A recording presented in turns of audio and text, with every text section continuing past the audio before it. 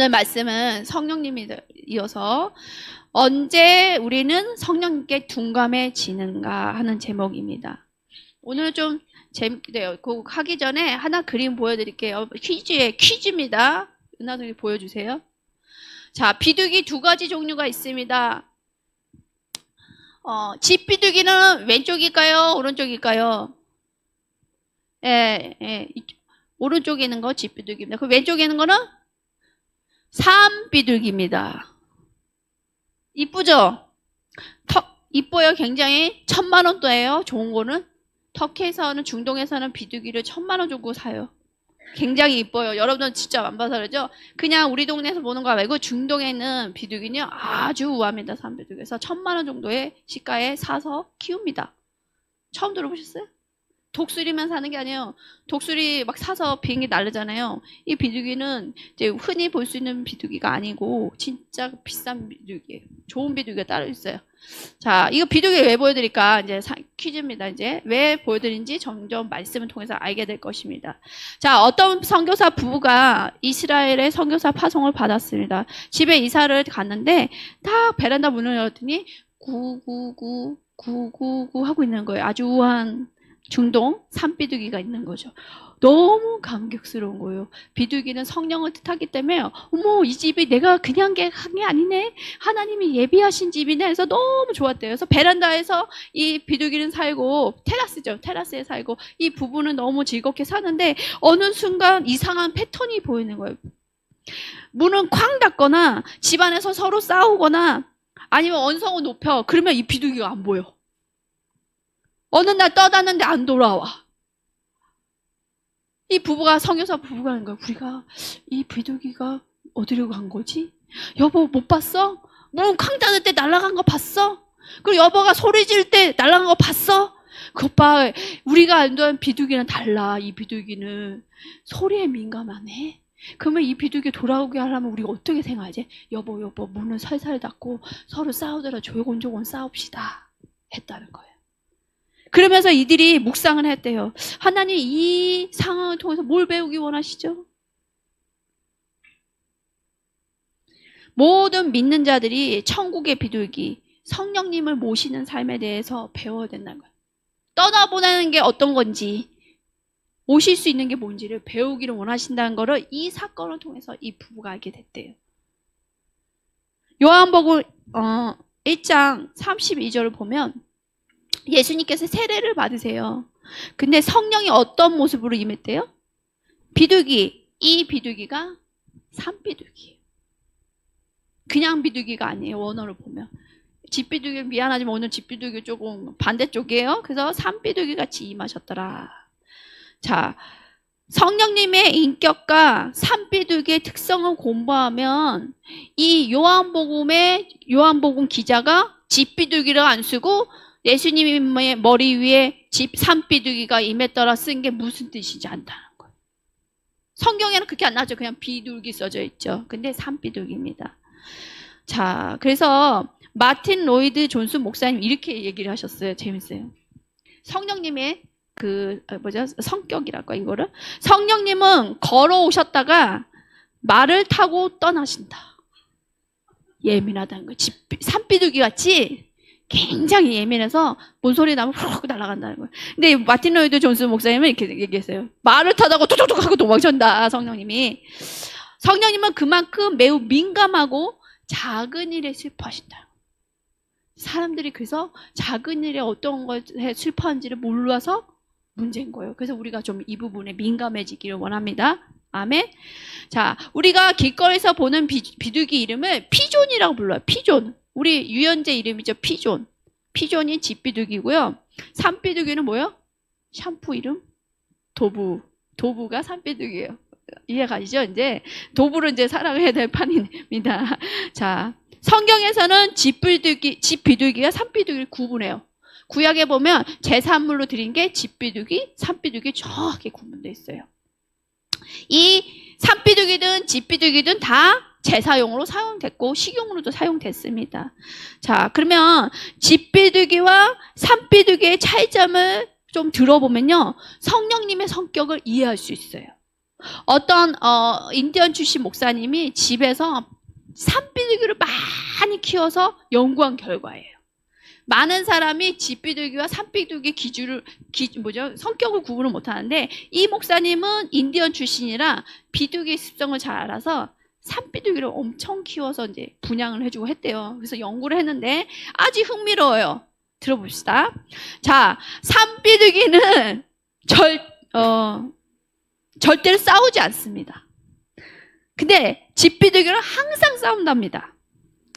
그리고 산비둘기는 언제나 조용하고 순하고 우는 소리도 아주 듣기 좋대요. 청아하대요. 구구구구 하는지는 모르겠어요. 아름다워서 듣기가 너무 좋은데 이 집비둘기 소리는요 아주 막 우렁차고해서 시끄러워서 듣기 싫답니다. 또 산비둘기는 소음을 싫어한대요. 소리에 굉장히 민감해서 휙 날아가는데 집비둘기는 상관없대요. 우리 길거리에서 보세요. 집비둘기 상관 있어요? 없어요?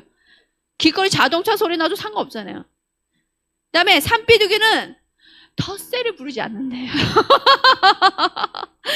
그래서 어떤 영역이 내 구역이라고 주장하지 않는데요. 이 산비둘기는. 근데 이 집비둘기는 텃세가 매우 강하고 좋은 자리에 누가 앉으면 막 쫓아가서 쫓아낸대요. 괴롭힌답니다. 그 다음에 산비둘기는요. 이게 너무 또 아름다워요. 평생에 오직 한 마리하고 짝을 짓는답니다. 그러면 집비둘기는 뭐죠? 여러 명하고 짝을 짓는답니다. 자, 이런 성격을 보면요. 성령님은 산비둘기 같은 습성이 있다는 거예요. 성령님은 조용하시고 온유하시고 어떤 소리에 민감, 세상의 소리에 민감하시다는 거예요. 많은 사람이 성령님 임재해 주세요. 성령님 사모합니다. 하지만 진작 성령님이 얼마나 민감한지 관심이 없다는 거예요. 오기만 원한다는 거예요. 그래서 성령님이 얼마나 민감한지를 아는 게 여러분들이 주님의 임재를 위해서 내가 어떻게 준비되는지 안다는 거예요. 왜냐면 예수님이 세례 받을 때 머물렀다 그러잖아요. 그게 무슨 얘기예요? 집을 짓고 살았다는 얘기가 아니잖아요. 잠깐 왔다는 얘기잖아요. 그럼 잠깐 왔다면 잠깐 떠날 수도 있다는 거예요. 그러니까 이 비둘기는 민감하기 때문에 여러분 삶 속에 성령님이 근심케 하고 슬퍼하게 하면 어떤다? 이 비둘기가 떠나. 근데 중요한 건 떠나지 몰라. 떠나지 몰라. 그게 안타까운 얘기. 그래서 이 예화가 있습니다. 누가복음 2장 같이 볼게요. 누가복음 2장 41절에서 51절입니다. 같이 읽어보고요. 성령님이 대해서 우리가 둔감해질 때가 언제인지 보기를 원합니다. 누가복음 2장에 보면요. 설명을 해드릴게요. 예수님이 그 어머니하고 마리아하고 그다음 아버지랑 함께 12살이 됐을 때 예루살렘에서 유월절을 보내고자 갑니다. 유월절에 왜 성전을 가야 되면 남자들은 1년에 3번 절기 때 가야 돼요. 성전에. 그래서 예수님하고 예수님 부모님하고 12살 된 예수님이 간 거예요. 성전에. 그래서 절기를 다 보내고 예루살렘에 있다가 떠났습니다. 그래서 며칠 지나고 보니까 친척들하고 갔거든요. 그래서 마리아가 이렇게 보니까 누가 없어? 예수님이 없어. 그래서 사흘이 지난 중에 다시 부모님들이 예루살렘에 간 거예요. 그때 예수님이 어디 계셔요? 성전에 계셔서 막 거기에 있는 사람들하고 말을 나누고 가르치기도 하는 거예요. 12살인데. 그래서 대답도 하는데 너무 놀라서 사람들이 이 어린 사람이 어디서 왔을까? 그러고 있는 거예요. 그래서 부모님이 4일 걸려서 여러분들 부모님이 자식 잃었을 때 제정신이에요? 제정신이 아니에요? 저희 언니도 잊어버려갖고 저희 밤새껏 아침부터 저녁까지 찾아서 못 찾았어요. 그래서 이제 엄마는 이제 망했다. 내 인생에 자녀를 잊어버리다 해서 밤 늦게 집에 갔더니 옆집에 있었더라. 그런 얘기. 강전도 사람도 남의 집에 며칠 어떤 아줌마가 돌보고 있어서 간신히 찾았대요. 이 자녀를 잊어버리는 부모의 마음은 너무 그래요. 이 평택에 잃어버렸던 그 자매 찾는 그 어머니 아버지. 어머니는 찾다가 돌아가셨어요. 지금 아버지는 아직도 찾고 있어요. 아시죠? 평택에 있는 그 자매. 그 자녀 잃어버리는 그 심정을 알 수 없는데 어머니 아버지가 아유 성전에 있겠군 우리 예수가. 이게 아니에요. 계속 여기저기 찾아보면서 다시 걸어갔던 지역을 찾아가면서 혹시 예수 봤어요? 12살짜리 이렇게 생기고 이렇게 하니? 갈릴리 이런 베들레헴에서 오고 몰라요? 몰라. 이런 거 하면서 4일 걸려서 다시 간 거예요. 그랬더니 예수님이 그러면 아빠 막 이래야 되는데 그게 아니야. 앉아서 그 랍비들하고 얘기하고 있고 말씀 나누고 있는 거예요. 얼마나 화가 났을까요? 어찌하여 어머니가 마리아가 화가 나서 아이야 어찌하여 우리에게 이렇게 하였느냐. 보라 내 아버지와 내가 근심하여 너를 찾았노라. 그때 예수님이 뭐라 하세요? 49절 같이 읽어봐요. 어찌하여 나를 찾으셨나이까. 내가 내 아버지 집에 있어야 될 줄 알지 못하나이까. 도문서답 같아요. 그쵸? 부모님이 깨닫지 못하였더라. 예수께서 함께 내려가서 나사렛에 이르러 순종하여 받으시더라. 이 말씀이 난 좀 정말 감동이에요. 그래서 예수가 특이한데 키울 때부터 좀 예사롭지 않게 키웠는데 어머니가 마음에 담았는데 아니 이 말하는 걸 보고 이제 부모님하고 돌아가서도 어떻게 살았더라? 마음대로 살았더라? 부모님 말씀에 순종하고 부모님을 받들면서 살았다는 거예요. 어린 예수님 주다 하나님인데. 근데 어머니는 어떻더라? 이 사건의 전반적인 대해서 예수님 말에 대해서 마음에 두었다는 거예요. 어떤 삶을 살지를 미리 몰랐던 부분이 있는데 담고 하면서 알게 되지 않았을까? 예수님이 누군지를. 이게 굉장히 중요한 게 44절에 중요합니다. 읽어보세요. 동행 중에 있는 줄을 알고 하루 길을 간 후 하루 지나고 나서 예수님을 찾은 거예요. 여러분들 자녀 이렇게 손잡고 막 왜 안 갔을까 했는데 저는 이해가 돼요. 왜냐면 이 당시는 예루살렘 갈 때 많은 친척들이 우르르르 가는 거예요. 걸어서 마차 타고. 그러니까 같은 친족 중에 있겠지. 왔겠지 한 거예요. 하루 지났는데 봤더니 없어. 요셉과 마리아가 시종인가 예수님에게 눈을 떼지 않았더라면 그분을 남겨두고 떠나는 일은 없었을 것이다. 분명히 요셉과 마리아는 눈을 떼지 않았다는 거예요. 누구한테? 예수님은 봤어야 되는데 뭔가 딴 데 정신을 차렸어요. 우리 역시 예수님께 시선을 집중한다면 후회할 일은 없겠지만 만약에 집중하지 않는다면 이런 일이 있을 수 있다. 우리가 어떤 상황에서 요셉과 마리아처럼 성령님을 두고 주님을 두고 떠나는 실수를 저지를 수 있는지에 대해서 설명해 드리려고 해요. 그래서 여러분들이 어떤 실수를 저지르고 있는지 제가 어떤 이런 실수를 하고 있는지를 점검하고 기도하기 원합니다. 아멘. 첫 번째, 주님의 마음을 알기를 구하지 않을 때. 여러분은 이거 기록해 놓고 꼭 기도하세요. 잠언서 3장 6절에 너는 범사의 그를 인정하라. 그리하면 내 길을 지도하시리라. 이 말 보면요. 모든 일, 범사의 모든 일에 대해서 하나님께 인정해야 되는 거예요.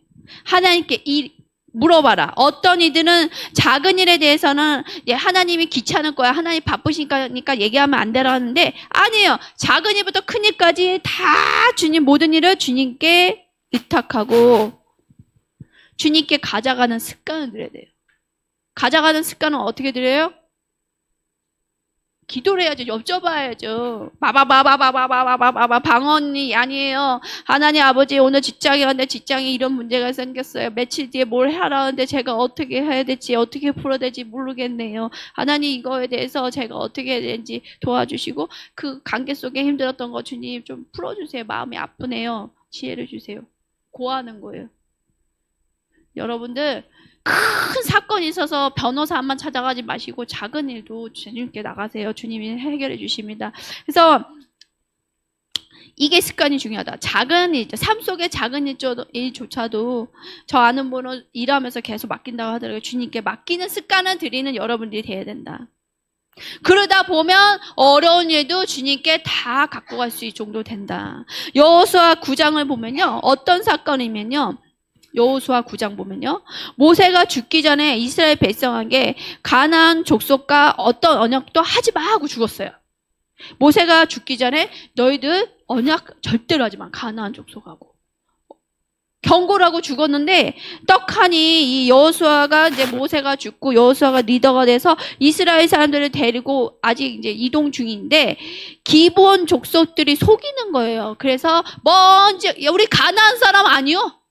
어떻게 속였냐? 침낭이나 먹을 것들을 오래 썩은 걸 일부러 가방에 넣어갖고 가서 이 기브온 사람들은 이 가나안 족속이거든요. 속여서 나 먼데 온 족속이야. 그러니까 언약하자 그런 거 한 거야. 그러니까 순진한 여호수아가 이스라엘 백성들이 그 모습 외모 이제 옷이 이제 좀 때가 묻고 오래되고 먹을 게 곰팡이가 폈으니 먼 데서 온 게 맞군 해서 언약을 맺어요. 며칠이 지나서 이스라엘 백성들이 속았다는 걸 알게 됩니다. 근데 이미 때는 늦었어요.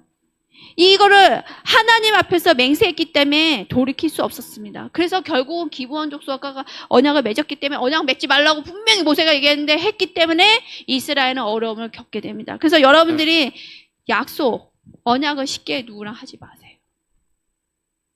하나님께 늘 물어보셔야 돼요. 하다못해 누구 만나고자 하죠? 뚝딱 하죠? 하시지 않아요? 여쭤보고 만나고 어디 가더라도 항상 여쭤보시기 바랍니다. 이스라엘 백성이 이런 어려움을 겪게 된 것은 여호와께 묻지 아니하고 결정했기 때문입니다. 여러분들이 합리적으로 맞다고 생각하고 이 시대에 맞겠지 얼렁뚱땅 생각하는 것들이 여러분들이 정말 어려운 시간으로 들어가게 해요. 저희 삶 속에도 너무 많았어요.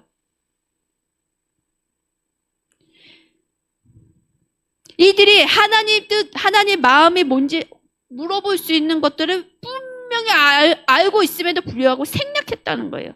결국에는 그 결과로 대가를 치렀다.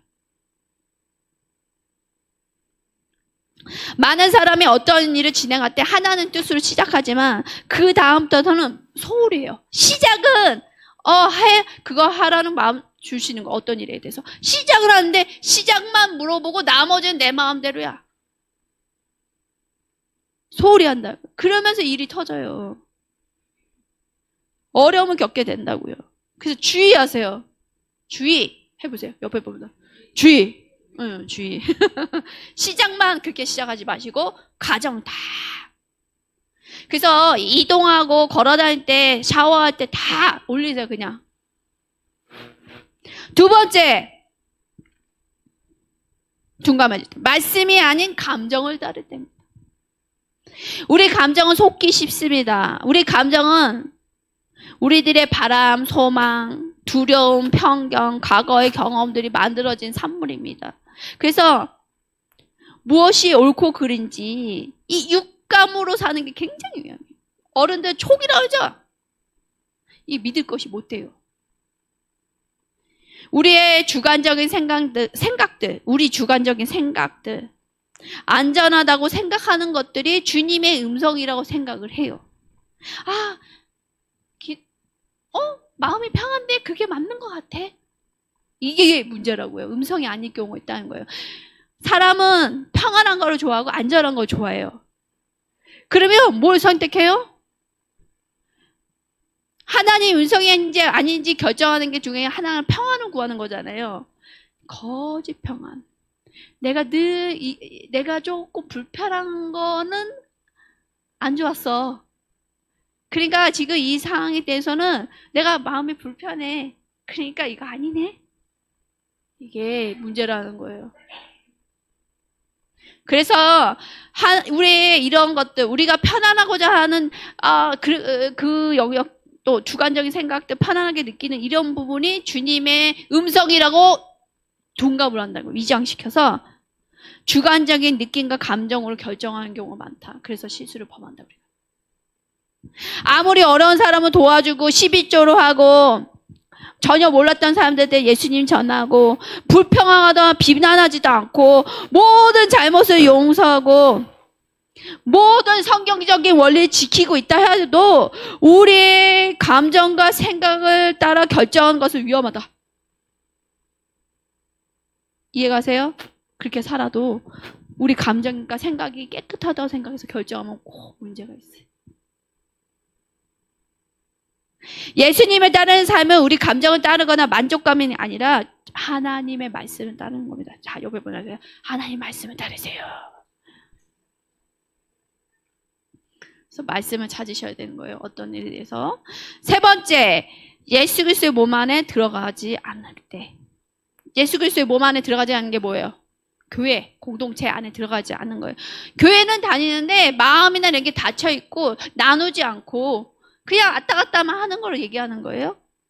문제를 익히는 사람들을 지켜보면요, 주로 누군가의 건의 아래 들어가지 않으려고 합니다. 그것에 대해서 문제라고 생각하지 않아요. 이런 사람들 늘 이렇게 얘기해요. 저는 오직 하나님의 말씀만 따르니까 공동체에 있을 필요 없어요. 나눌 필요 없어요. 또 뭐 참여하세요? 하세요. 나는 참여하는 감동 안 받았는데요. 이런 식으로 자신의 편한 주관적인 사람하고 엮어지고 싶지 않은 마음, 저는 다음 세대 정말 걱정이 돼요. 미안해요. 다음 세대들이 엮어서 하는 걸 굉장히 싫어한 걸 저는 조카들을 통해서 봤어요. 그쵸? 그래서 사업을 하더라도 같이 사업을 했을 때 잘 되는 게 있는데 지금은 돈 적게 벌어도 되니까 나 혼자 하겠다 해서 다 하다못해 마사지 샵에서 일하는 직원들조차도 개인 사업으로 해갖고 한대요. 미용실에 갔더니 미용사들이 없어요. 어찌된 일이에요? 미용사들이 다 어디 갔어요? 했더니 미용사들이 다 뭐예요? 다 회사 소속이 아니라 개인으로 하는 거예요. 개인주의. 이게 교회 안에도 들어온 거예요, 우리가. 심각합니다. 다음 세대들이 이게 너무 강해요. 여러분들 그거에 대해서 기도하셔야 돼요. 그래서 교회 안에서 간섭하고 교회 안에서 어디 와야 됩니다 할 때 스트레스 받는 거. 어떻게든 빠져나가고 내가 원하는 거 하려는 거. 이건 굉장히 위험한 일입니다. 사역자나 성도들 모두 우리는 서로가 필요합니다. 우리가 주변 사람들보다 자신보다 높은 권위의 자리에 있는 사람들과 정말 좋은 관계. 책임 관계 있죠. 책임을 져주는 관계. 여러분들 이게 무슨 말인지 아세요? 위, 아래 권위자와 책임을 물어주는 관계를 갖는 게 굉장히 중요해요. 이게 어른들은 무슨 얘기인지 알 거예요. 아시죠? 젊은 친구들 이해가 뭔지 모르겠어요. 이 책임 관계를 내가 정말 위아래 사람과 어떤 사역자 리더들과 아니면 부모님 관계인가 이런 것들을 가운데 책임을 물어줄 수 있는 관계를 내가 맺고 있는지 한 예를 들어보겠습니다. 병원에서 저는 관계를 잘 유지했어요. 수 선생님하고 수간호사 때. 그래서 수간호 선생님이 몇 주 뒤에 점검한데 깨끗한지 어쩐지 그런 걸 해요. 병원에서 위생 점검한다. 그러면 일 끝나면 청소 좀 해. 이게요. 일 끝났어요. 다 어디 갔지? 저만 청소하고 있어요. 다 피곤해서 근무 외 시간이니까 일 안 하고 집에 갔어. 청소하고 있었어요. 아유, 너라도 청소해서 고맙다. 그런 거예요. 칭찬을 받았습니다. 자고 있었어요. 근무하고 반근무하고 자고 있어요. 얼마나 피곤해. 집사님. 띠링띠링 전화 온 거야. 수 선생님인데, 에이, 안 받을래. 전화가 또 와. 여보세요. 뭐야, 미안한데. 누구누구가 내일 안 온대. 뭐가 됐대. 와줄 수 있어. 원래는 쉬어야 돼. 하루 더 반근무하면. 알았어요. 끊고 갔어요. 그런 식으로 하는데, 결국은, 병원에서, 환자가, 마약 중독자 환자가, 이렇게 저한테 이만한 수액을 던졌어요. 자기 맞고 있던 걸, 유리류 병을. 저한테. 그런 일. 그다음에 의사가 환자를 죽였어요. 근데 제가 죽였다는 거예요. 저하고 상관없는데. 그런 모든 일 가운데 어떻게 했죠? 윗선에서 저를 아니까 저를 보호해주더라고요. 이거는 직장 생활 해본 사람도 필요할 거예요. 책임 관계를 물어줄 수 있는 관계. 사역할 때도 마찬가지예요. 이런 저런 연약한 점 있을 수 있어요. 근데 그걸 차라리 좀 내보이는 사람은 괜찮아요. 아유, 죄송해요. 강조선이 이게 좀 약하군. 그래요. 좀 자제하시고 왜 그러세요? 그리고 아는 거와 전혀 가면 쓰고 전혀 그렇지 않은 우아하게 말하고 우아하게 사역하다가 나중에 들어보니까 뭔 일이 터졌어. 그러면 이분의 연약함을 모르기 때문에 내가 책임져 주지 못할 경우가 있어요. 여러분들 잘 생각해 보세요. 책임 관계를 맺는 그런 관계를 잘 맺고 있는지. 반대도 있어요. 책임관계 물고 싶지 않아서 깊이 있게 관계 안 하는 분들 많아요. 목회자분들. 간섭하고 싶지 않대요. 가정의 문제에 간섭하지 않고 그 개인적인 그 사람 문제에 간섭하고 싶지 않아서 적정거리가 좋습니다. 사회적 거리. 과거에 우리 교회에 왔던 많은 분들이 이 사회적 거리를 원하더라고요. 기도를 했더니 뭘 알려주시고 집안의 죄를 알려주시고 죄 결과로 뭔 일이 있다. 이런 걸 알게 됐어요. 얘기했더니 화들짝 다 떠났어요. 주님하고 관계도 책임관계에 있는 관계. 주님이 제사해 주시는 관계. 그쵸? 사역자 관계도 있고 직장에서도 있고. 아부하라는 얘기가 아니에요. 직장에서. 정말 내가 이런 부분은 힘듭니다. 이 부분은 제가 잘 못했어요. 버거워요. 저 몸이 그래서 이렇게 아파요. 그래서 어떻게 조정 좀 해주세요. 랑 안 돼요! 환자 내려보내지 마세요! 그러지 말라는 거예요. 이해 가시죠? 비록 이 사람이 안 듣는 사람일 수도 있어요. 벽창호 같은 리더들이 있거든요. 직장상, 그쵸? 막 얘기하는데 안 들었지라도 그럴 경우는 그냥 한 발자국 뒤로 가셔야 돼. 제 경험이에요. 기도하셔야 돼. 영이 역사에서 못 듣게 하는 거예요. 이 사람이 나의 힘듦을. 그러면 기도하고 다시 만나. 이해 가시죠? 지혜가 필요합니다. 다시 돌아와서. 그래서 여러분들이 어떤 일을 할 때 여러분들의 마음의 동기나 여러분들이 할 수 있는 거에 대해서 제대로 봐줄 수 있는 사람. 너 동기가 맞아? 저는 은하 선교사가 잘 봐줘요. 너 잘못된 것 같아. 그거 생각이 마음이 좀 잘못된 것 같은데 동기가 좀 잘못된 것 같아요. 뭐 이래요. 불 들어왔어. 기도해봐. 그리고 회개하고 뭐 해. 그냥 서로 해줘요. 이게 굉장히 중요해요. 그래서 우리가 조금 엇나간 길로 가려고 하면 옆에서 얘기해줘서 올바른 길을 갈 수 있는 그런 동역자들. 그 다음에 지도자들. 지도자들이 전지사님 딸을 좀 봅시다. 끝나고. 그러면 너 뭔 얘기 하려나? 이게 아니라 조금 뭔가 뜨끔하셔 지금. 그러면 방에 불렀을 때 조금 싫은 소리를 듣더라도 듣는 관계. 이런 건강한 책임 관계 속에 들어가는 게 굉장히 중요하다. 그래서 건강한 교회나 공동체는 유기체 같아요. 유기체. 죽어있는 존재가 아니라 나무 같은 플라스틱 존재가 아니라 나무, 살아있는 나무 있죠? 나무를 어떻게 물이 왔다 갔다 하고 너무 신기하더라고요. 막 시들었다도 물 주면 짠! 이렇게 살잖아요. 그렇게 살아있는. 그래서 성령님이 교회 안에 부어지는 은혜가 왼쪽에 몰려있는 분들이 또롱또롱 안에 앉아고 이분만 돌아가는 게 아니라 여기저기 다 흘러가는 거예요. 하다못해 온라인으로 들을지라도 마음이 나는 이 교회에 인했고 나는 은혜를 다 취하리라 하는 마음으로 들으세요. 온라인으로 듣는 분들. 그러면 흘러가요. 이렇게 유기체라는 것은 흘러간다는 거예요. 순환이 된다. 그러므로 내가 유기체에 그거가 흘러가는 몸 상태고 영적 상태면요. 결국은 어떤 자력이 있어요. 여러분들 자력 알아요? 나쁜 에너지 기라하지만 성령님이 운행하시잖아요. 그럼 성령이 운행하시는 에너지가 있어요. 성령님의. 그러면 여러분들 팽이 삥 돌리면 팽이 안 돌고 있는 팽이를 갖다 놓으면 어떻게 돼요? 팽이가? 옆에 있는 팽이가? 막 돌기 시작하죠. 똑같아요. 그래서 내가 영적인 것들이 막 돌기 시작하면 믿지 못한 가족조차도 이렇게 가면요. 주님의 은혜가 흘러가요. 근데 저는 반대도 봤어요. 저희 아빠 같은 경우는 퉁 치더라고. 악한 영이. 그래서 더 염장지르듯이 화내는 사람도 있어요. 그 안에 악이 강한 거예요. 근데 좀 순수해. 저희 엄마는 좀 튕기지 않았어. 조금 반응이 있었죠. 어머니도 좀 도시더라고. 믿지 않을 때. 근데 악한 사람은 들이받아요. 그래서 내 팽이 돌고 있는 걸 쳐서 못 돌아가게. 이게 영적 원리예요.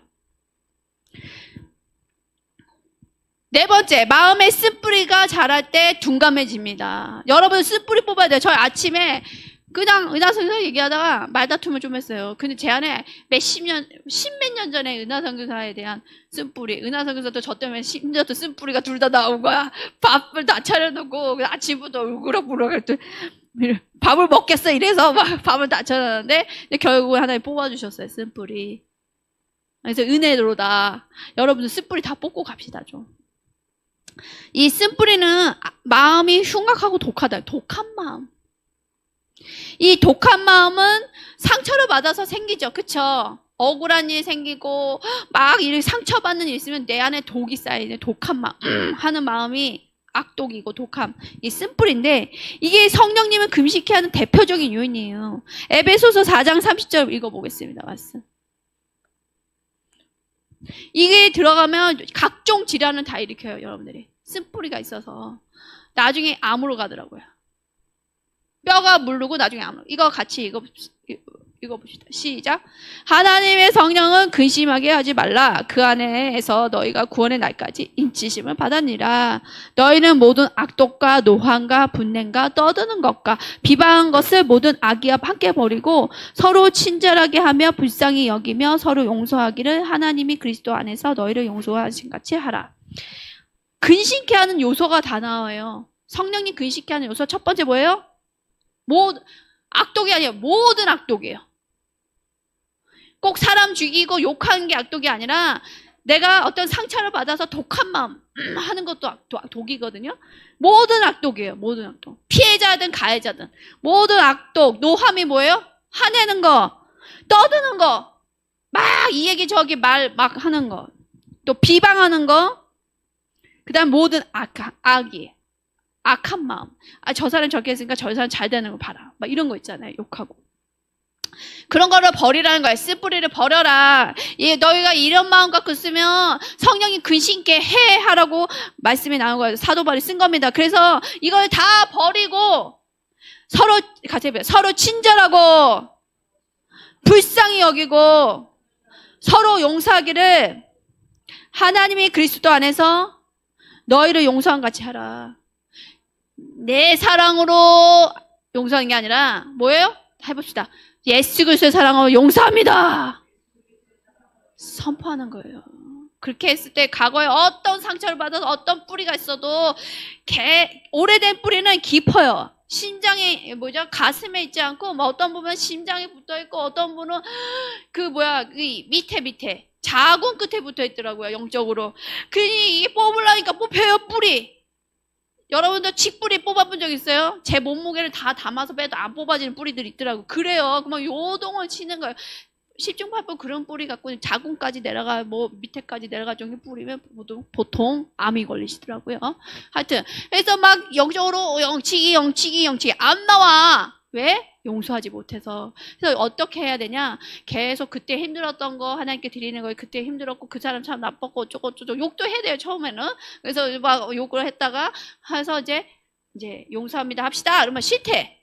아이 왜 싫어요? 예수님이 십자가에서 돌아가시고 했는데 아이 그거랑 그 예외지 뭐 그래서 하다가 씨름을 하다가 저랑 결국에는 용서합니다 하는데 이래요. 근데 입이 안 열린 사람 있어. 귀신이 잡고 있는 경우가 있어요. 입이 없어지더라니까요. 입이 없어져요. 깜짝 놀랐어요. 입이 열리지 않아 해야 돼. 그건 영의 역사. 이제 완전히 이게 잡는 거야. 그러면 열리지 않아 하면 입이 조금 풀려요. 기로 빼죠, 사역자라. 그러다가 이제 입이 좀 열려요. 용서합니다. 이러잖아요. 한 번에 나을 것 같았으면 뿌리 아니에요. 용서를 합니다를 계속 10번이고 몇 번이고 뽑힐 때까지 하고 나중에는 화가 나서 울어. 에이, 왜 용서를 해야 돼? 용서합니다. 억울하거든요. 또 이랬다가 막 이래요. 사역하다 보면. 그러면서 슬슬 뽑혀요. 좀 걸려요. 오래된 뿌리는 과거에 오래되고 너무 강한 상처는 특히 가족한테 받은 상처. 가족한테 받은. 몸에 박혀서 여러분들 고혈압이 생기고 심장병이 생기고 관절염도 다 미워서 생기는 거예요. 내가 많이 운동하고 일해서 생기는 것도 있는데 안 나요. 아무리 치유사자가 해도 안 되는 게 미워서. 다 연관이 있어요. 정말 쓴 뿌리는 사람 뽑기 힘들어요. 저도 막 오늘 안 나가더라고. 서로 막 싸우니까 막 가슴에서 안 나가더라고요. 그래서 서로 막 그러니까 우리 저녁 때 보자. 저녁 때 얘기해서 그래도 좀 풀었어요. 서로 너무 힘들었던 거죠. 돌보는 사람 없이 둘이 돌봤으니까. 자, 그래서 쓴뿌리가 생기는 배경에는 합당한 이유가 있다. 그쵸? 뭐 이래서 이 사람이 저렇게 해갖고 뭐 어쩌고. 이게 아까 제가 말했던 죄 있잖아요. 악독, 노감, 노함, 분냄 이런 거 화내는 것도 죄거든요. 근데 이거는 왜 화내는 게 합당한 것 같이 보여요. 이유가 있으니까. 이 사람이 나 그렇게 학대했으니까 내 거 뺏어가고 약탈해 갔으니까 나 화내는 거 맞는 거 아니에요? 막 이렇게 얘기하거든요. 근데 그거에 대해서 화내는 것 자체가 죄라는 거예요. 성경에서 죄라고 얘기하는 거예요. 아무리 상대편이 뭐야 날 상처를 줬어도 그거 인정이 되게 안 돼요. 사람들이 막 금방 용서하면 되는데 1시간, 2시간 동안 얘기해. 자기가 왜 용서를 못하는지에 대해서. 그러면 앞에 있는 사역자가 너무 힘든 거야. 아, 이거 다 들어줘야 되긴 하는데 이게 어느 정도 보통 부부 사이 얘기 있잖아요. 남편 얘기 막 이래가면 끝도 없어. 얘기했던 얘기 또 하고 또 하고 막. 그래서 스탑 시켜야 돼. 나중에 그만하십시오. 그렇게 해야 되는데 합당한 이유를 맞아요. 그렇지만 용서하라고 어디에 나왔다? 우리는 어디에 순종해야 돼요? 말씀에. 그래서 그래서 결국은 이런 특별한 기도할 시간이 없으면요, 이런 특히 상처받은 거에 대한 이렇게 독 있잖아요. 독함, 그거는 숨겨져 있어요. 우리 마음에. 가해자가 아니므로 합당하니까. 하나님 게 하자 맞잖아요. 독한 마음 갖고 이런 나쁜 이게 가끔 게 숨겨져 있다. 그래서 아무 일 없는 것 같이 있다가 주님의 성령이 임하시고 아니면 어떤 영적인 민감해서 저 같은 사람 딱 되면요, 막 제가 죽을 것 같아요. 아파서. 그 사람이 갖고 있는 그 쓴뿌리 때문에 제가 너무 손을 내면 아픈 거예요. 그러면 좀 얘기 좀 해봅시다. 얘기 좀 해봐요. 사람들 있어서 좀 그래요. 따로 가서 얘기합시다. 근데 딥한 상처죠. 그런 경우는. 숨겨져 있다. 자, 쓴뿌리가 생기는 배경에는 합당한 이유가 있고, 어떤 부당하다. 왜 나만 용서해야 돼? 나 이거 피해자인데. 이렇게 있죠. 그래서 부모한테 학대를 받았거나 사기를 당했거나 믿었던 사람에게 큰 배신을 당할 수도 있다. 근데 안타까운 것은 성령님이 우리에게 맞춰주시지 않는다. 말씀대로 반응하신다는 거예요. 아무리 큰 죄를 짓지라도 뭐라고요? 용서하라. 몇 번? 7번만? 결국은요, 다 용서하라고 다 했잖아요. 그래서, 예수님께서 내 안에 머무시기를 원한다면 주님께 맞춰야 된다. 비둘기 얘기했잖아요. 비둘기가 정말 내 집에 이렇게 성령님 임하기 원하시면 비둘기가 시끄러운 거 싫어하면 시끄러운 거 안 하면 되는 거예요. 아무리 아프게 한 사람이라도 온전히 예수님의 십자가에 용서를 하신 것 같이 나를 용서하는 것 같이 용서해야 된다. 자, 결국은 모든 쓴뿌리 궁극적으로 하나님을 향한 거라고 얘기해요. 어떤 사람을 넘어서 하나님을 향한 거다. 하나님을 원망하는 것이다. 이게 이제 내면에 깔려 있어요. 하나님 왜 그렇게 막 힘들고 어려운 상황 가운데 왜 간섭 안 하셨어? 살아서 역사하신다면서요. 하는 원망이 살짝 깔려있어요. 하나님 이렇게 못된 사람 가만두실 거예요? 왜 그렇게 나쁜 사람에게 이런 일을 하도록 계속 놔두세요? 여러분들 막 이런 치다를 데 없어요? 전 IS들이 옛날에 담배 한 갑에 여자들을 사가는 거예요. 13살, 12살. 담배 한 갑이면 우리나라 돈 3,000원, 5,000원으로 여자를 사가는 거예요. 뭐 하려고? 성적 놀이개로. 12살, 13살. 임신하면 또 배를 때려서 낙태시키고 또 관계하고.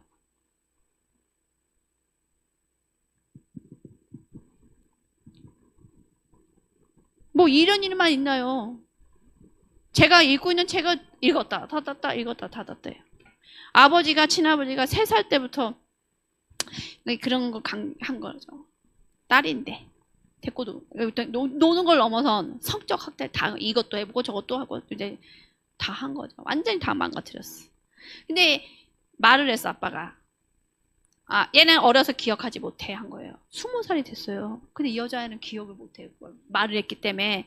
근데 20살이 때부터 깊은 우울증과 자살 중독이 있어서 결국에는 약 중독이 된 거예요. 마약 중독. 근데 너무 똑똑했어. 그래서 의대는 가는데 의대에서 배우는 피해갈 수 있는 약을 구해서 맨날 먹고 자는 거예요. 밤은 잠을 못 자니까. 그러다가 이제 몇 번씩 응급실에 실려가는 거야. 자살 시도를 해서. 그래서 어떻게 그거를 알게 된 분이 데리고 가서 치유사역자한테 데리고 간 거야. 근데 딱 기도를 시작한 치유사역자가 딱 기도를 했는데 나온 게 뭐면 뭐가 엄마가 울고 있어요. 엄마가 흐느끼는 것만 보여요. 그래서 그래 보여주기 시작하네 성령님이. 이 자매는 이미 좋은 병원을 다 다녔어요. 치유해달라고. 낫지 않았어요. 근데 이 치유사역자가 어떻게 연결돼서 됐다 이제 보이지. 처음에 안 보여요. 강한 사건에서는 안 보여.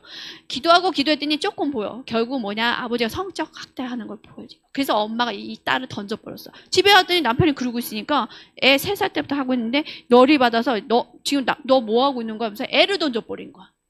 이 딸을. 그때 이제 파괴가 되면서 이 딸이 결국은 학교를 갔는데 고등학교 때 선생님이 레즈비언이야. 밤마다 불러서 관계를 해.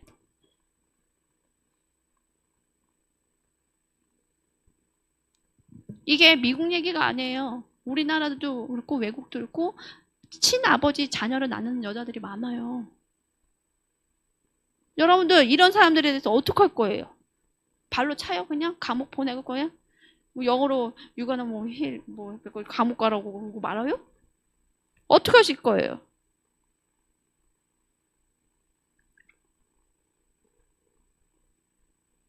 여러분들 잘 생각해보세요. 여러분들이 겪었던 어려움도 정말 어렵지만 우리가 정말 이 사람들이 갖고 있는 고통에만 머물고 있을지 책을 받다 덮었다 받았다 그걸 계속하고 있어요 지금.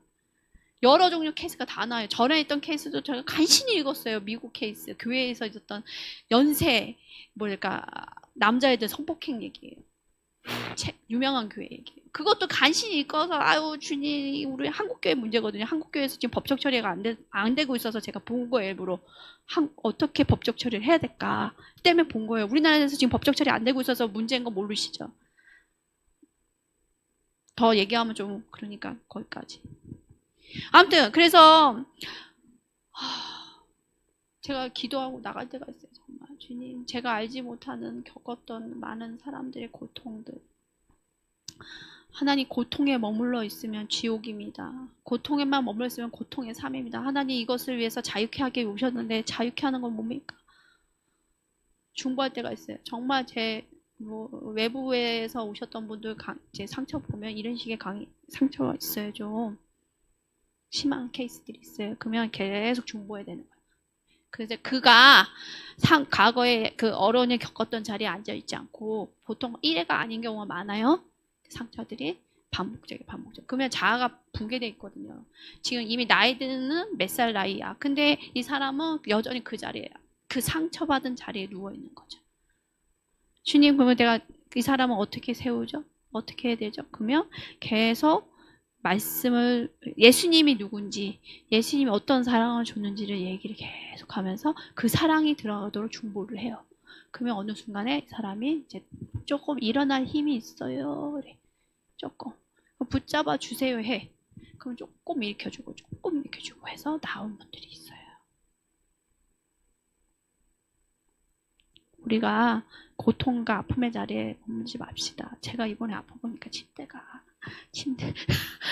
침대가 지옥 같았어. 아니 내 침대가 이렇게 잠자고 얼마나 편해요. 좋아요.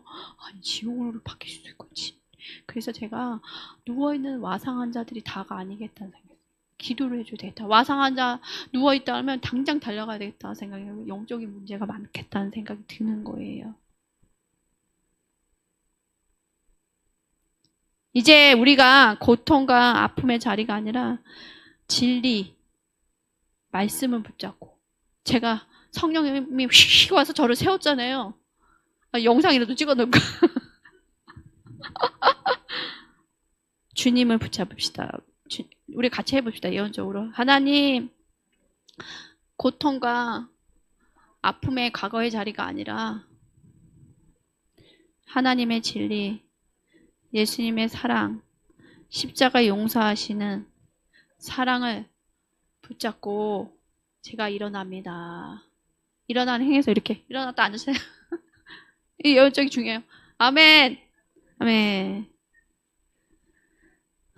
여러분들이 마음을 아프게 했고 배반했던 상처줬던 사람들에게 대해서 마음을 계속 용서하지 않으면 결국은 그 쓴뿌리가 악독이 뿌리가 내려서 여러분들이 병들게 하고 성령님 근심케 한다는 거예요.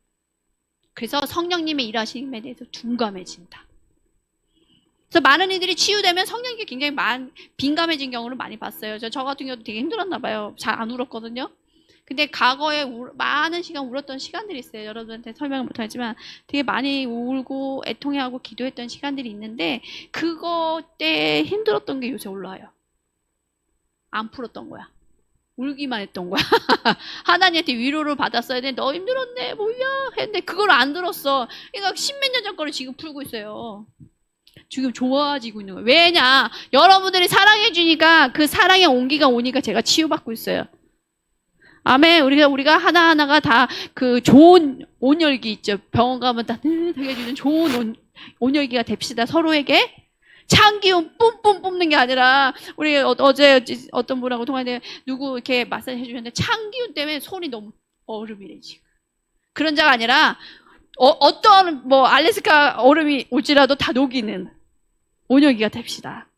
특히 우리 가족들, 예수님 사랑이 문지도 모르는 가족들한테 녹여줍시다. 마음이. 자, 5번째. 내 마음을 내가. 의로운 일이지만 하나님께서 원하시는 일이 아닐 때. 이게 이제 많이 충돌이 돼요. 이게 지나가다 도와주면 되지. 어렵다고 전화 오면 도와주면 되지. 이렇게 많은 사람들이 생각하는데 여쭤봐야 될 때가 되게 많다. 착한 일이 뭔지를 잘 아셔야 돼요. 우리는 착한 일을 하는 사람이 아니라 하나님의 뜻, 하나님 일을 해야 되는 사람들이. 아멘? 그래서 많은 사람들이 착한 일 하다가 나쁜 관계에 들어가요. 목사님, 제가 지금 뭔 일인데 와주세요. 갔대요. 옷을 자기 아름다운 그거를 입고 나오셨대요. 잠옷을. 거기까지.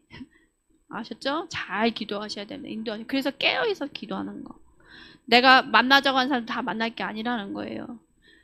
그 사람이 위로해줄 때서 만나야 되겠지만 그 배우에 하나님이 원하지 않은 배우가 있을 수 있어요. 배경에. 그럼 만나지 마셔야 됩니다. 자, 우리는 우리 교회의 여러 가지 일에 관여합니다. 그래서 의로운 일들이라 생각하고 바삐 움직이지만 그거를 하면 하나님 기뻐하실 거야. 교회 일이니까. 근데 진작 하나님은 함께 하시지 않는 경우가 있습니다. 그저 우리는 바쁘게 교회에서 일을 할 뿐입니다. 제가 많이 경험한 것은 어려운 겪는 사람들 많이 도와주었는데 보기에는 의로운 일 같아서 쓰러지면 제가 달려가서 업고 뛰었는데 결국은 제가 무너졌습니다. 많은 경우가 병으로 쓰러졌어요. 제가. 너의 의로움이다. 하나님이. 너의 착함이다. 이건 죄라고 하셨어요.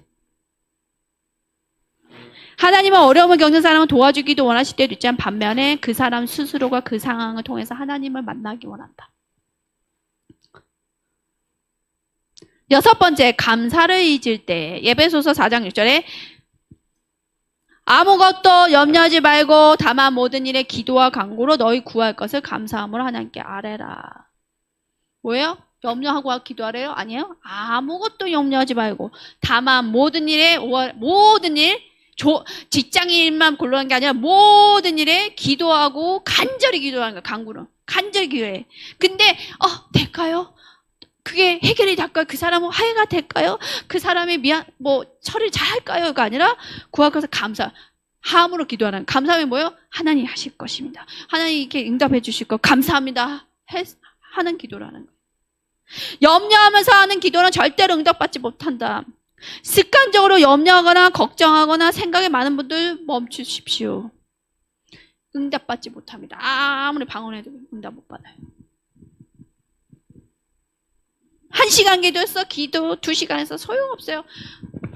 제 경험상 그런 기도도 필요하지만 양적 기도도 필요하지만 내가 염려함으로 기도하지 않는 거 하나님 하실 거로 믿고 기도했을 때 한 번 했을 때 응답받을 경우가 더 많았어요. 기도 방법이 바뀌셔야 됩니다. 아멘? 예. 그래서 여러분들이 습관적으로 하는 염려와 계획과 걱정을 멈추고 하나님의 생각으로 내 마음과 생각을 맞춰서 기도하는 거. 그게 안 되면 성경 말씀을 갖고 기도해요. 제가 그랬어요. 몸이 아파갖고 소리를 지르는데 하나님의 말씀을 놓고 기도해라. 은하성에서 말씀을 놓고 기도해라. 통증이 와서 막 이러는데 핸드폰을 누워서 여호와 나의 목자지 말씀 읽는 거예요. 습관적으로 염려하는 거 회개하셔야 됩니다. 멈춰야 됩니다. 어떤 문제가 생기면 그거 해결하려고 고민하는 분들이 태반이에요. 그냥 멈추고 해결하실 이는 하나님이십니다. 내가 그 신뢰함으로 믿고 감사함으로 나갑니다. 아멘? 아멘. 그래서 하나님이 어떻게 하시지 기대합니다 하는 기도를 하시라는 거예요. 해볼까요?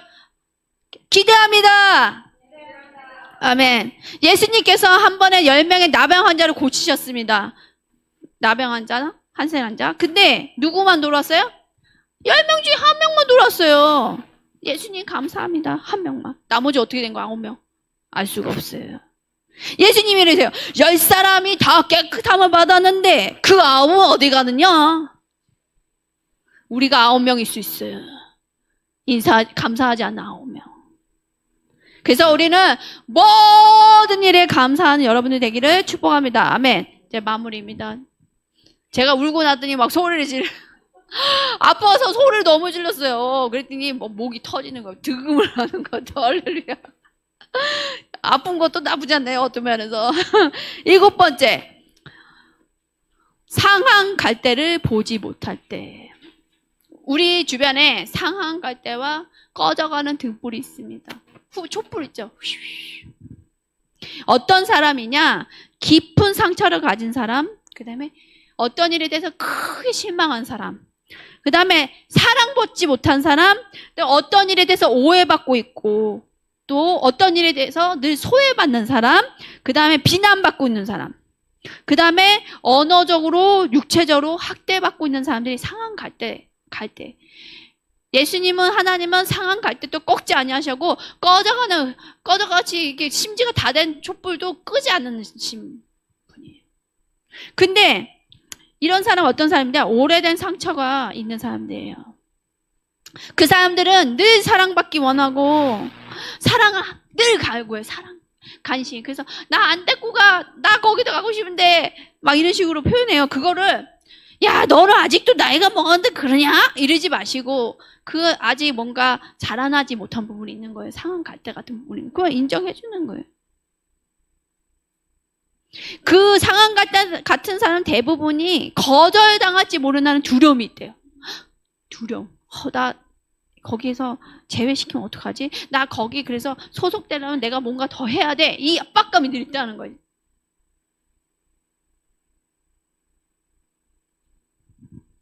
도리어 이 두려움 때문에 같이 있는 사람들한테 이상한 행동을 한대요. 그래서 왜 이 사람 왜 이러지? 이런 행동을 한대. 상처 때문에, 두려움 때문에 그렇대요. 자, 이제 조용히 주변을 돌아봅시다. 너무나 많은 상한 갈대의 사람들이 있습니다. 이 사람들을 위해서 우리가 중보기도 해야 되고 위로해주고 상처를 치유해주고 사랑해줘야 돼요. 나의 사랑이 아니라 하나님의 사랑으로. 그럴 때 우리 모두는 성령님께 민감해질 수 있습니다. 아멘.